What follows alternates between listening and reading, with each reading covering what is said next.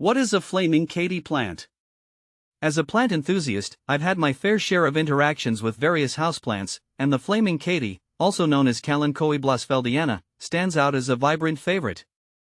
This succulent is native to Madagascar and is renowned for its colorful, long-lasting blooms. The plant is characterized by its fleshy, green leaves and clusters of small, tubular flowers that can range in color from red to orange, yellow, or pink. See more 184 species in genus Kalanchoe at monsteraholic.com. How to care for Flaming Katy. Caring for Flaming Katy involves a mix of basic plant care and understanding its unique needs. Here's a rundown of what I've learned about keeping this plant thriving. Light. Flaming Katy loves bright, indirect light. While it can tolerate some direct sunlight, too much can scorch its leaves. I find that placing it near a sunny window works best.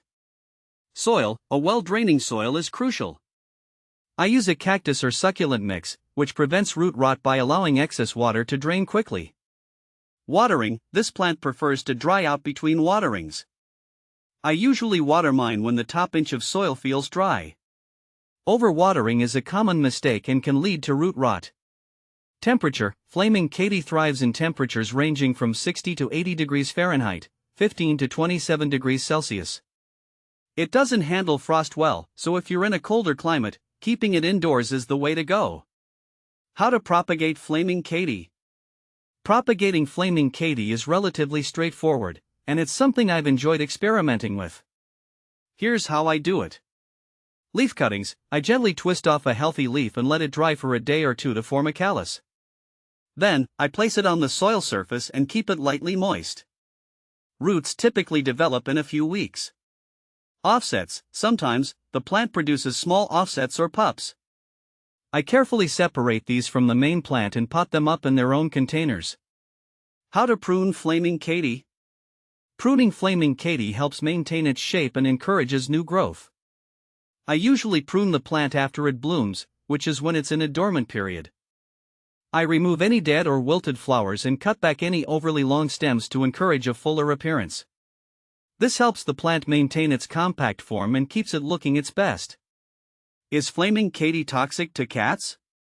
One of the questions I've often encountered is whether Flaming Katy is toxic to pets. The answer is yes, Flaming Katy is considered toxic to cats. It can cause gastrointestinal issues like vomiting and diarrhea if ingested. If you have cats, it's wise to keep this plant out of their reach or opt for pet-safe alternatives. Can Flaming Katy go outside? Flaming Katy can be grown outside, but only in suitable climates. It thrives in warm, sunny environments. If you live in a region with mild winters, you can place it outdoors during the warmer months. However, it's best to bring it inside before the temperatures drop below 50 degrees Fahrenheit 10 degrees Celsius. How big does a Flaming Katy get? In terms of size, Flaming Katy is relatively compact. The plant generally reaches about 12 to 18 inches, 30 to 45 centimeters, in height. It can spread to a similar width, making it a perfect fit for smaller spaces or as a table centerpiece. How long do Flaming Katy plants live? Flaming Katy plants can live for several years with proper care. Mine have typically lasted between 2 to 5 years, depending on the conditions and care they receive. They may become leggy or less vibrant over time, but regular pruning and attention can help extend their lifespan. How often to water Flaming Katy? Watering is crucial for Flaming Katy's health. I generally water the plant when the top inch of soil feels dry. This usually translates to watering every 1 to 2 weeks, but it can vary depending on the season and the plant's environment. In winter, when growth slows, watering should be reduced. What to plant with Flaming Katy? If you're looking to create a succulent garden or a mixed planter, Flaming Katy pairs well with other drought-tolerant plants. I've had success planting it alongside other succulents like echeveria or sedum. These plants have similar care requirements and complement Flaming Katy's vibrant colors beautifully. Benefits of growing Flaming Katy. Growing Flaming Katy offers several benefits. Besides its stunning blooms, it's relatively low maintenance and adds a splash of color to any indoor space. Its ability to thrive on minimal water makes it a great choice for those who might forget to water regularly. Additionally, it's a good air purifier, helping to clean the air of certain toxins.